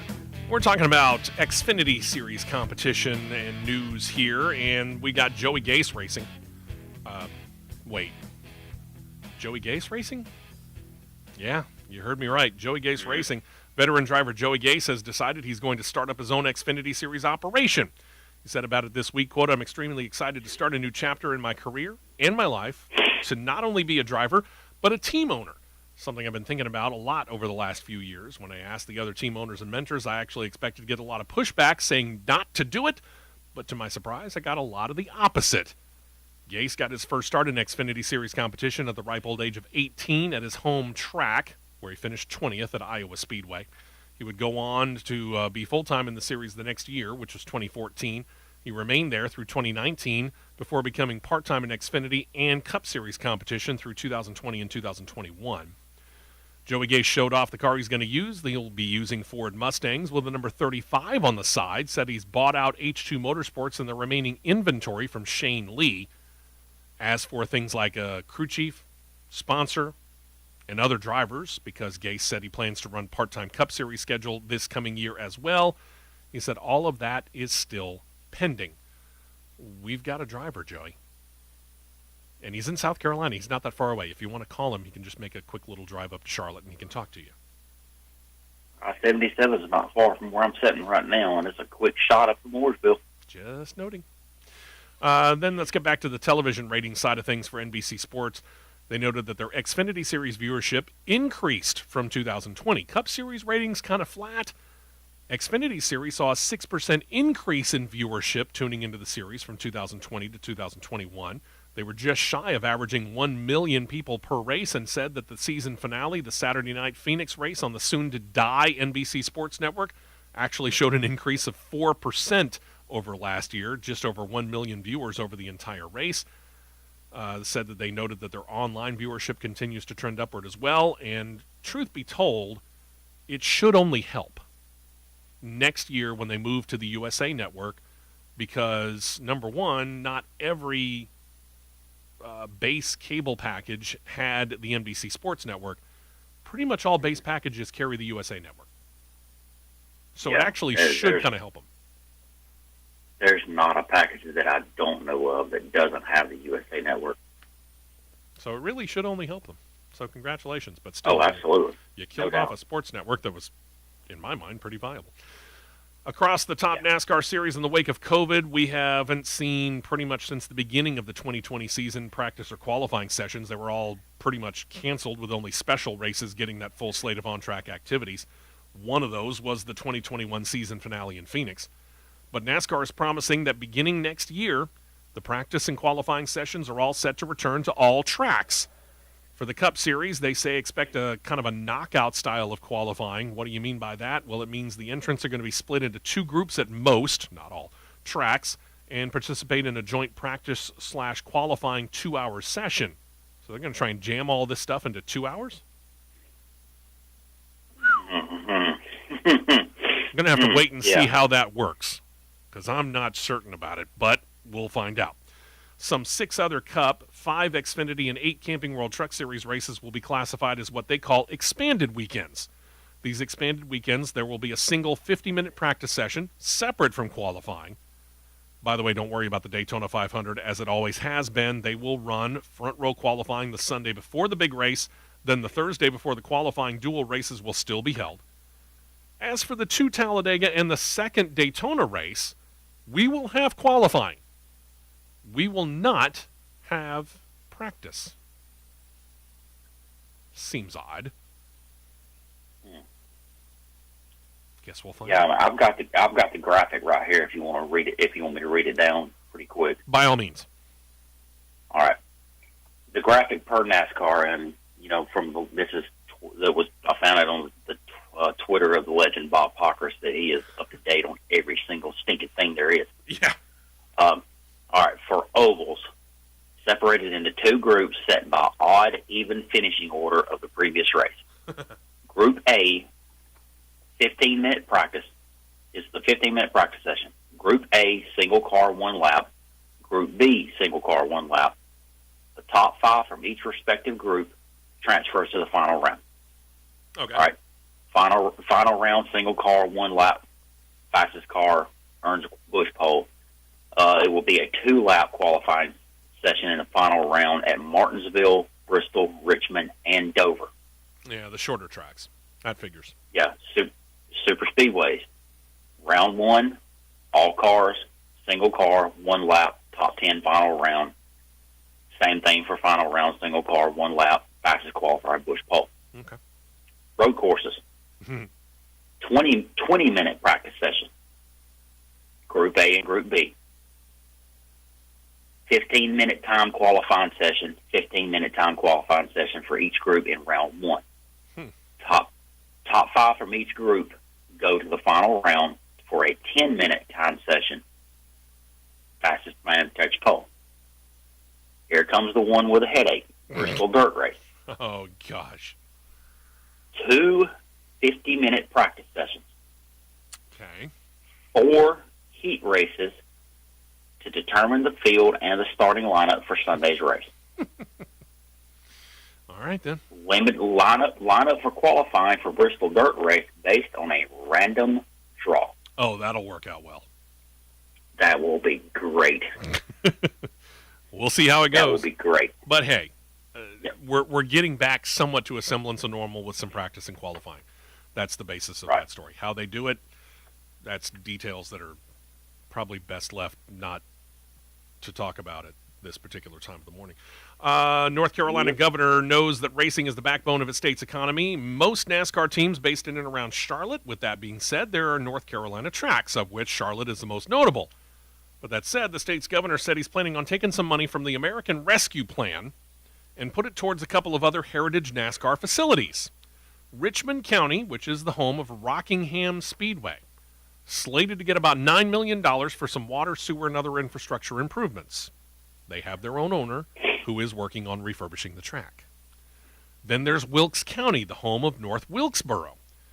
Speedway Motorsports Incorporated said that they are planning on refurbishing the track and bringing it back to existence, so the state of North Carolina stepped up with some $18 million slated for such infrastructure improvements related to bringing that track back.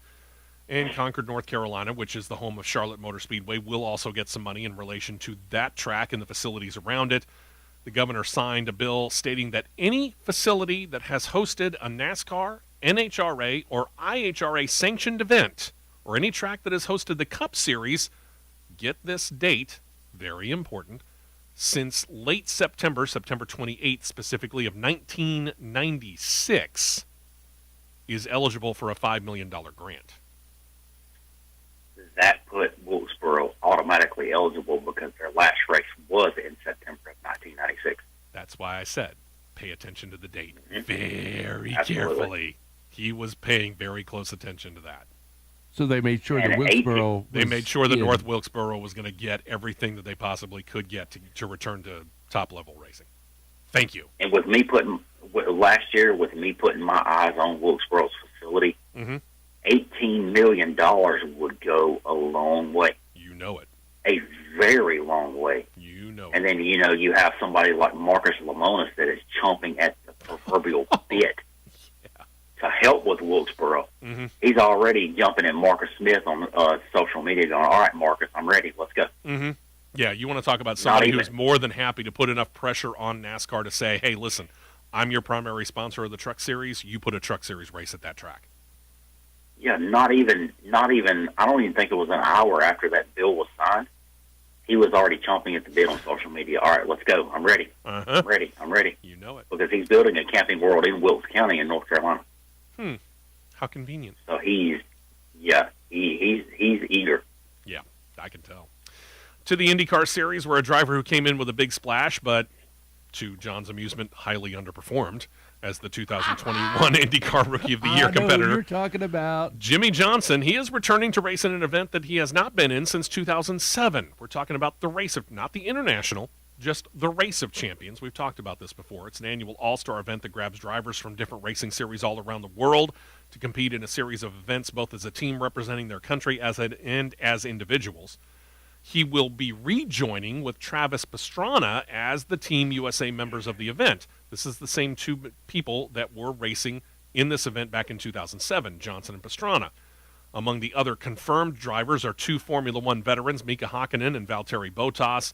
Got rally legend Sebastian Loeb, several others already announced. Johnson and Pastrana, as mentioned, teamed up for the event back in 2007 when it was held in London, England. Back in 2002, when he ran it with his Hendrick Motorsports teammate Jeff Gordon, Jimmy Johnson actually could claim that they won the event. So we'll have to see if he can step up his performance. Good luck. In a move that almost certainly dooms Connor Daly's return to the team, the U.S. Air Force has announced that they have ended their sponsorship with Ed Carpenter Racing in the number 20 team. Daly told Racer.com on Wednesday, quote, they're entirely out of IndyCar. We actually got the decision a little while ago. Question is what does it mean for Daly and his future? Is it with ECR? Maybe, maybe not. Daly said that he and Ed spoke about it that day, again, Wednesday. He said, quote, I have other sponsors, other funding that I've been developing in case the Air Force did pull out. So what does the future look like for me right now? Too early to tell. But these things change every day in racing, so I was never going to bank on one sponsor being make or break for me. Said that he does want to remain in IndyCar, but he notes he does have some options, sports car racing being probably top of that list. Probably so. Then we get to Formula One. We noted on the show a couple of weeks ago that it appears that the VW Group is preparing to join Formula One, which at the time seemed likely to happen really more as an engine provider using the Porsche brand. Well, on Monday of this week, I mention this because I don't like to talk about rumors. I don't like to talk about speculation unless I feel like that there's something significant there. Or, quite frankly, when you get it so badly wrong that you need to stop getting into the rumor business. This would be the latter. That's happened a time or two. Yes, this would be the Same latter. person? 100. No, actually, this is a different person. Ooh. Rumors started popping up on Monday that Audi had actually bought the McLaren Group and would be taking not only full control of the company as a road car going operation, but in racing form as well. The rumor was begun by a writer for the website Autocar. It's a British magazine and website. And of course, like one would expect, Audi buying McLaren, that would be big news if it actually had happened. The news got to McLaren right about the same time other media sites began calling for comments. The McLaren Group deferred until they put out an official statement late on Monday that categorically refuted the report. The short statement read, quote, McLaren Group is aware of a news media report stating it has been sold to Audi. This is wholly inaccurate, and McLaren is seeking to have the story removed. McLaren's technology strategy has always involved ongoing discussions and collaborations with relevant partners and suppliers, including other car makers. However, there's been no change in the ownership structure of the McLaren Group. Where do these people come up with this stuff? I don't know. Well, they got to make some kind of fake news app. I guess. There is a second level to this. Sells papers, you know. Oh, well, sure. There is a second level. Wow, paper, huh? Who knew that there was still that? That Or said, subscription. yeah, there you go. There is a second level to this that might have led Autocar to jump the gun on putting this out there. Motorsport.com does report that VW is still looking into some form of a collaboration, and that site still links Audi to McLaren, potentially as adding either an Audi or a Porsche label to the soon-to-be without a label Red Bull engine, since Honda's leaving Formula One at the end of the season. But nothing is confirmed. VW, under either the Porsche or Audi brand, probably won't be in Formula One with both feet until new engine regulations take place in 2025, when they will be probably a little bit more than a brand name. If they come in before then, it will really only be as a label on the engine. That's going to be it. Well, in that paragraph right there, the whole problem lies within the first 4 words of the paragraph. Motorsport.com. Motorsport.com. Yeah, but that being said, it's not that writer that we don't trust.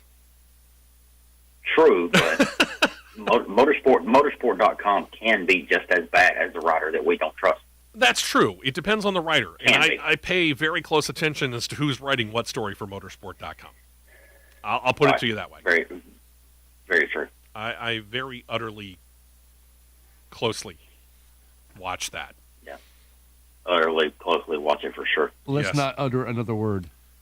I won't. In fact, let's go ahead On and this take a break. subject. Yeah. And when we come back, we'll talk a little Alfa Romeo. They're breaking some new ground. They've got China's first full-time Formula One driver. We'll give you all the details and who he replaces when we come back. You're listening to CRN. Stay right here for more on the Championship Racing Network.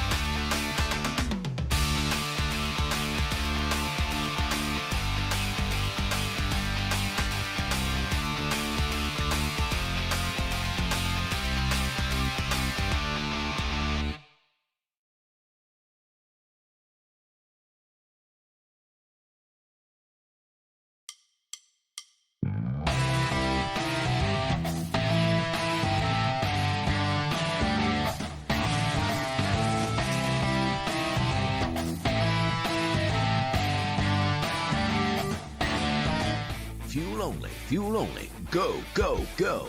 We're back to the Championship Racing Network. Yeah, we are back. I'm Steve West with producer John Myers in studio. Hey. Matt Nicholson is with us by phone from South Carolina. If you're watching on YouTube, he also has a video aspect of it. Pretty cool. Let's get into some other news here real quick, and then we'll talk about qualifying for what's going on over in Qatar. Matt's got that. We'll deal with that in a second. Alfa Romeo set to have an entirely new driver lineup for 2022. We talked about earlier this year where Kimi Räikkönen said this was his last year in Formula One racing, period. So they already filled that seat. That's going to be Valtteri Bottas. He's leaving Mercedes for Alfa Romeo at the end of this year because his spot is going to be taken by soon-to-be former Williams driver George Russell. Silly season. Can't tell the players without a scorecard. The other driver's seat right now filled by Antonio Giovinazzi won't be filled by Giovinazzi for long because at the end of the year he'll be out in favor of Chinese driver Guanyan Zhu. He will become China's first full-time F1 driver when he makes his first start next year. Zhu is now all of 22 years old. He's been an Alpine development driver the past 3 seasons, running in Formula 2 during that time. Alpine's 2022 reserve driver now becomes an Australian by the name of Oscar Piastri, who leads F2 standings going into this weekend, with Zhu in hot pursuit in second place. As for Giovinazzi, he came out and said pretty much what we all knew. It's a money move. While not confirmed, it is believed that some serious cash from China is backing Zhu in his Alfa Romeo entry, with reports saying something as much as $30 million coming into the team with him. But team officials aren't, of course, talking details of said contract, which this is where you say, they won't. oof. Yeah, which they won't. I mean, let's face it, $30 million check, as it cashes, kind of speaks loudly. Yeah, which car do you want? Yeah, pretty much. That's it. Welcome to what we know about one of the 2 Haas F1 seats. Just noting. Back to Brazil, we noted in the race recap the battle between Max Verstappen and Lewis Hamilton. Led Verstappen on lap 48 in turn 4 to push Hamilton, and who was attempting to make a pass on the outside of the corner. Verstappen pushed him wide and actually not only forced Hamilton off the racetrack proper, but Verstappen himself went off the track too. Mercedes officials wrote the FIA on Monday asking them to review the incident, and they wanted to have it potentially come up with a penalty of some sort. Tuesday, Mercedes, citing onboard coverage from Verstappen's racer being made public, showed the steering wheel angle of the Red Bull car. The release of the footage prompted Mercedes officials to release this statement, quote, "The Mercedes-AMG Petronas F1 team confirms what we have today, requested a right of review under Article 14.1.1 of the International Sporting Code in relation to the Turn 4 incident between car 44, Hamilton, and car 33, Verstappen, on lap 48 of the 2021 Brazilian Grand Prix, on the basis of new evidence unavailable to the stewards at the time of their decision." Mercedes team boss Toto Wolff believes Verstappen should have been given a 5-second penalty based upon his actions. Should that have happened, it would have resulted in the second Mercedes driver, Valtteri Bottas, being credited with a second-place finish instead of third because he was only 3.1 seconds behind Verstappen at the checkered flag. As for Hamilton, and I think this might give you kind of an idea as to what the FIA decided to do. Hamilton said in the post-race press conference, he said it was only, quote, hard battling, calling it little bit more than a racing incident. I think that pretty much doomed that whole appeal thing because the FIA apparently agreed with Red Bull and Hamilton and officially denied the Mercedes request to review the incident as of yesterday morning. I've seen it. Again, I know what the rules are within Formula One. Do you call this just a racing incident, or do you think that this was... I mean, I know it was on purpose, but should there have been a penalty? No. Okay. It's racing. I mean, you can... And I even know this from being behind the wheel. You can take certain moves and make them look inconspicuous without making them look conspicuous. You get what I'm saying? You just got to know how to work it. You got to know how to hide your moves and make your moves look non-incidental. I got you. All right. Then there's the in-question Jeddah, Saudi Arabia road course. F1 race director Michael Masi visited on Tuesday. He came away admitting that the work on the new for 2021 race will be coming right down to the wire. Masi, of course, has to sign off on the course before Formula One can officially race on it. He said he admits that the work is up against it, his words, not mine, but says that he feels that it will be ready just in time. Good luck with that. We'll see about that. Good luck with that. Let's go ahead and talk about, before we move on to Formula E and some sad news in the motorsports world. You noted that qualifying is underway over in Qatar. Where are they? They're getting ready to start Q3. Actually, Q3 just started rolling. Okay. The 10 to make it to Q3 are going from 10 to 1, Carlos Sainz, Lando Norris, Sebastian Vettel, Yuki Tsunoda, Esteban Ocon, Valtteri Bottas, Max Verstappen, Fernando Alonso, Pierre Gasly, and Lewis Hamilton. So a lot of the same final suspects. 10. A lot of the same suspects. Yeah. My question is are the Haas twins starting at 19th and 20th, or did somebody else kill them for that? Correct the mundo. Correct. Okay. That's, again, it's becoming the prediction of all predictions that, hey, does Haas F1 start 19th and 20th, or are we surprised to find out that one of them is not in the back row? True. Quickly going from 20 to 11, it's Mays, Penn, Schumacher, Giovinazzi, Latifi, Raikkonen, Russell, Ricciardo, Leclerc, Stroll, and Perez. So 4 of the back 5 are Ferrari powered. Correct. Yeah. Ouch. Let's get back to Antonio Giovinazzi, who was not out of a ride for long. He announced on the very same day that Alfa Romeo announced he was out of his F1 ride, he had been joined by Dragon Penske Autosport and will become a Formula E driver for 2022, set to pair with Sergio Setta Camara next year. He brings in 3 years of F1 experience with him. He joined Alfa in 2019, 59 starts with them heading into this weekend. 27-year-old has scored 19 points for them, including a best finish of 9th place, which happened at the Brazilian Grand Prix 2 years ago. We also have said over the past couple of weeks that the DS Tequita lineup has been all but confirmed. It changed officially early when Antonio Felix da Costa signed his extension. He will stay with the team to continue to pair with Jean-Eric Verne. Verne has 2 titles with the team in 2018 and 2019, with da Costa claiming his title for Tequita in 2020, his first year with them. Both drivers took to social media, said that they were happy to stay together. I can see why. They apparently work quite well, and they win a lot. Yeah, no doubt. And then there's the team that's been the backmarker of Formula E for the past few years, the Neo 333 Formula E team. They are soldiering on to 2022 with an unknown driver lineup, but we got a new paint scheme. Last year they had a dark blue, teal, and carbon fiber look to this year. This year they've put some red accents over the top to denote their Chinese ownership. Yeah, that ought to do it. Red stripes, man, that makes your car faster. Good luck. Yeah, buddy. This season will be the final season for Mercedes in Formula E, but they aren't planning to leave their 2 drivers, Nick De Vries and Stoffel Van Dorn, high and dry. At the request of the team, both got test drives in Indycar. They will get into Meyer-Shank Racing and Aero McLaren Racing SP cars on December the 6th. De Vries will be a Meyer-Shank Racing tester. Van Dorn gets to work with Aero McLaren Racing SP at the same time. Okay, not a bad spot. If they can land it, that becomes the question. Yeah, that's the big thing. And for those who would still like to learn more about the all-electric racing series of Formula E, they have learned. And they, kind of like IndyCar, and maybe NASCAR should, they're taking a page from Big Brother Formula One in their Netflix series Drive to Survive, debuting November the 22nd on the series' official YouTube channel and on Facebook. Formula E is debuting a 15-part series called Unplugged. The series is set to break down the 2021 season in detail, with each team getting full attention in at least one episode. Drivers and team officials were also interviewed throughout the season, with those being spliced in as well, and some behind-the-scenes footage, some team radio sound, and more. Again, it debuts just 2 days from now, or in other words, on Monday on their YouTube and Facebook channels. I think that's a pretty appropriate title for Formula E, Unplugged. Unplugged, I agree. And I hate to do this, but I have to take this time to mention this because I'll be honest with you, there are driving schools that we have all heard about. Skip Barber comes to mind and all those.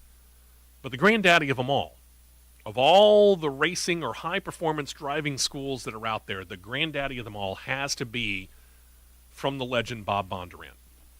And unfortunately, we have to report that he passed away, officially as of last weekend. As a former champion racer himself, he opened up a high-performance driving school in 1968 that is considered one of, if not the best of all of them. He taught numerous A-list actors actually how to drive for specific movie and television roles as well. Bob Bondurant was born in Evanston, Illinois back in 1927 in April, where he began racing Indian motorcycles in his teenage years before he decided to go from 2 to 4 wheels in 1956. Started off with Morgan, the British car company Morgan, and then upon winning a West Coast B Division title, caught the attention of a Southern California Chevy dealer who sponsored him and put him in a Corvette. Yeah, he did pretty well. That year he went on to win 18 of 20 races in said Corvette. That's kind of dominant. Pretty much. He would continue to win races in Corvettes, claiming 30 wins in 32 races in 1962 before he bolted for Carroll Shelby's Cobra team in 1963 and just picked right back up where he left off. Continued his winning ways not just on the U.S. West Coast, but around the world, including getting a class win in Le Mans in 1964. He and his co-driver, Dan Gurney, won 7 of 10 races in the Ford-powered Cobras against the highly favored Ferrari team that year. Speaking of which, he would go on to drive for Ferrari in Formula One at that year's U.S. Grand Prix, which was held at Watkins Glen. He came back for the very next race in Mexico, but jumped into a Lotus for that race. It was 1966, however, that changed his career from driving, mostly, to teaching how to drive. He'd been hired as a technical consultant for the John Frankenheimer film Grand Prix, starring James Garner, teaching Garner for his racing scenes. I've seen the movie. It can be a little bit dry at times, but I'm here to tell you, the racing scenes, they nailed it. If you've never seen the movie, it's worth it. It's worth it. He would continue to race for a couple more years, but while driving for a McLaren at Watkins Glen in 1968, the steering arm broke going into what we now call Turn 5, and the 8-time rollover crash, he suffered rib, leg, foot, and back injuries, but he would defy doctors who said he would never walk again. But it was during rehab, and yes, he did walk again, where he dreamed up the idea of a high-performance driving school. He started at Orange County International Raceway first, and then moved it up the coast to Sonoma with Datsun. Kids, ask your grandparents about Datsun. It's now called Nissan. It was his first major car sponsor. He didn't stop racing, but he cut it down severely. He actually even got 4 NASCAR Cup Series starts, all at Riverside through 1981. Following the 1989 Loma Prieta earthquake, which you might remember caused interstate highways in and around Los Angeles to actually collapse, he moved the school out of California to Phoenix, Arizona. He forged ties with both General Motors and Goodyear as sponsors.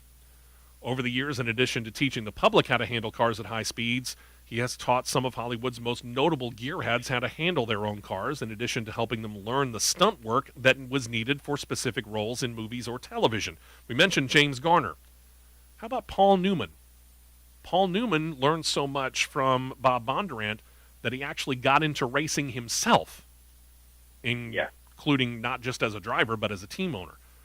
Clint Eastwood learned from him. Robert Wagner learned from him. Tim Allen, who's a notable gearhead, he learned from Bob Bondurant. Who? Yeah. Tom Cruise, who has done most of his own stunts in movies in and around the Hollywood.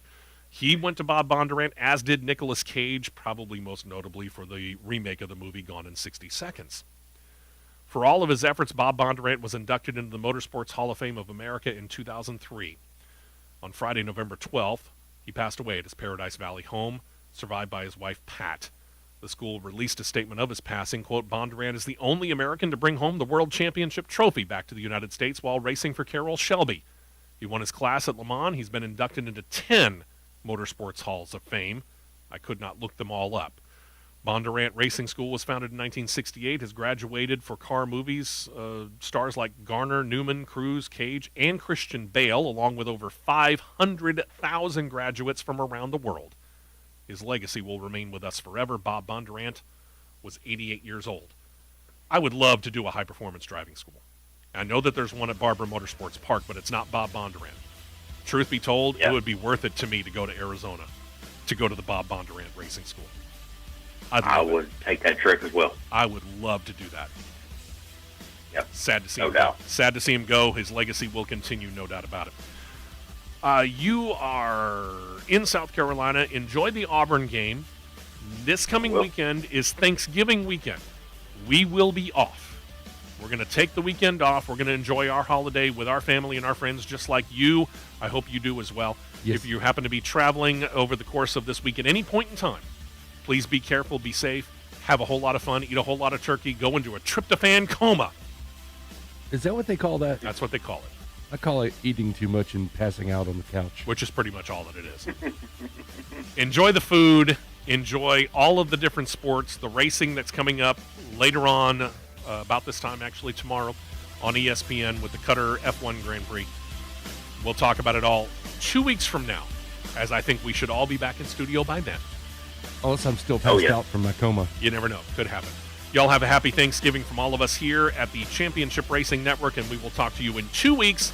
Until then, enjoy the sports, enjoy the food, enjoy the time off, and we'll talk to you again soon, right here on the Championship Racing Network.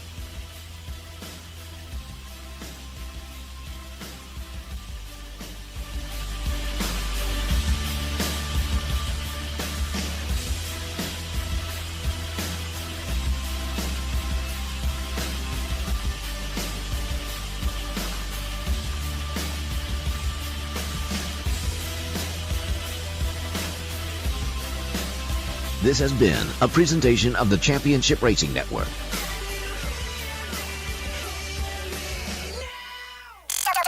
WTDR-FM, Talladega, Oxford, Anniston, and streaming live 24/7 at WTDR.